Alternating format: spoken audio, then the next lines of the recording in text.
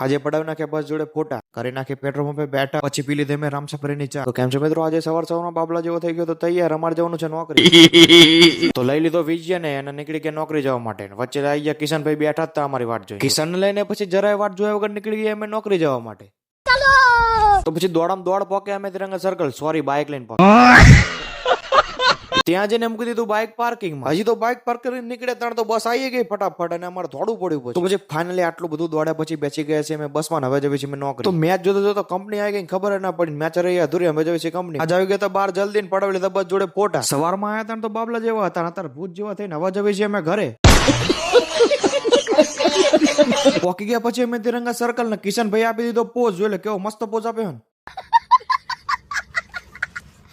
આજે તો પંપે આવ્યા ખાટલો બાટલો તૈયાર હતો કરી નાખે ઘડકી બેઠક. થોડી વાર બેઠક કરીને પછી અમે નીકળ્યા ઘરે જવા માટે. વચ્ચે વચ્ચે વિચાર બદલી ગયો ને પોકી ગયા અમે રામસાબરી ચા પીવા માટે. વિકી નહીં લેતા યાર. આજે કંપનીમાં ખાવાનું ઠેકાણું નતું પડ્યું. ખાઈ લીધા પછી અમે પડી ગયા રામસાબરી. ચા પાણી અને નાસ્તો કરીને એકદમ રેડી થઈને પછી અમે નીકળ્યા ઘરે જવા માટે. ગામમાં પોકે ને કિશનભાઈ ઉતારે ત્યાં તો ફોલોવર ફરી વરે પાછળ. આજે અમારી સાથે હતો વિક્કી ને એને ઉતાર દીધો પછી અમે ઘરે. તો આજે વિજય ઉતારવાનું ઘરે ને વિજય કે લાવો સેલ્ફી પાડો તો પછી સેલ્ફી પડાવી. પછી ફાઇનલી હું પોકી ગયો છું ઘરે. મેં મૂકી દીધું બાઇક. તો મળીશું નવા બ્લોગ સાથે.